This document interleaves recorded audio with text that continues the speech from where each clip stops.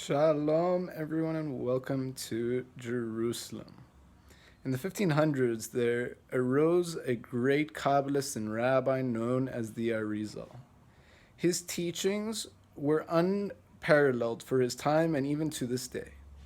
However, when they first started being released, rabbis abroad found out about it and were greatly worried hearing all the miracles that this man could perform. They thought that maybe he was delving, God forbid, into sorcery or black magic. One of the leading rabbis at the time was the Marshal, and when he found out about the Arizal and what he was doing, he thought of even excommunicating the great rabbi. So the Arizal went ahead, and from Tzfat, he organized his two best students, Rabbi Chaim Vital and Rabbi Yisrael Srug, to go and alleviate this man's desire to excommunicate him. And he told them to go, and he said, "And as a reward, I will tell you where the Messiah ben David of this generation resides." And so he sent them on the way. And after the morning prayers, they took food with them. And being well versed in meditations on the Kabbalah and the secrets of this world, they were able to jump from Tzfat in Israel all the way to their destination in no time. They arrived in the afternoon to the synagogue, and people, seeing them garbed in Tzfat clothing, were very intrigued. And they went straight to the Marshal, and they presented the food that was still warm from that morning from Israel. And he was very quickly convinced that these men were no ordinary men. They told them the reason for their visit and who their great master was, and that they desired to tell him some of the teachings that they had been illuminated with. But they said this stuff is very dangerous if the wrong ears hear it, so we have to go to a private location. So they went down into the basement where it was pitch black.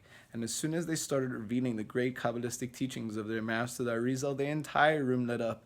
Within no time, the Marshal knew that the Arizal was the real deal and became a great admirer. Having completed their mission, they now went to the town of Tisavich, where their master, the Arizal, said that the Messiah ben David of that generation resided, his name being Eliakim ben Shmuel. They went around the town asking if anyone knew of this man, and no one had ever heard of him. Having tried everything, they went to the local rabbi, and he too hadn't heard of him. Feeling like they were at their ends, they said to him, we come here from Tzfat, from the great Arizal, because he told us the Messiah of the generation is here, and his name is Eliakim. So the rabbi had to go ahead and try and help them, and eventually they managed to find the address of the man. And they come to the building, and it is literally a tiny room with a broken down door and a broken down table and two broken down beds. And the wife of the home quickly welcomes them in, obviously a very impoverished household, and they see a man sitting in bed looking very ill. And the two students go up to him, the rabbi staying near, and they say, "Eliakim, will you come here from the word of our great Rabbi, the Arizal, and he tells us that you are the Messiah ben David of this generation." And the man says, "Woe unto me. You've done a terrible and very dangerous thing. I'm afraid that now my soul has to leave this world." On a side note, we understand that had they gone alone, it would have been okay, but because they brought the rabbi with them, it became dangerous. They should not have revealed in this wrong time to the wrong people who this man was. So he says, now that I have to leave this world, I ask one thing, and that is that you take care of the funeral processions and that you go ahead and take care of my widow. And please, when you bury me, write on the gravestone, "Here lies a truthful and honest man." And the date of his passing was 12th of Elul 5332.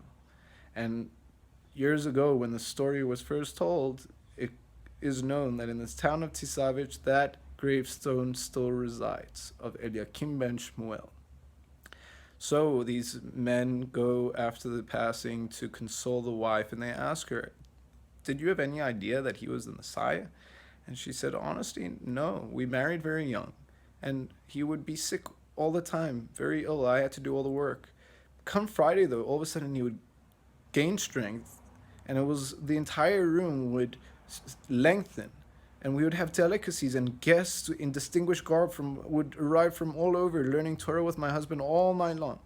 But come the end of the Sabbath, he would be sick again and back in bed, and everything would be back to normal." And they said to her, "You thought this was normal?" She says, "I knew that when you get married Every bride is like a queen and every groom is like a king, and I just assume this is what happened in all Jewish households. We have a Messiah in every generation. It's just a matter of timing. If he's revealed in the wrong time, it could be dangerous. Nevertheless, it will inevitably happen. We just need to keep believing and keep doing our individual work to make it be hastened.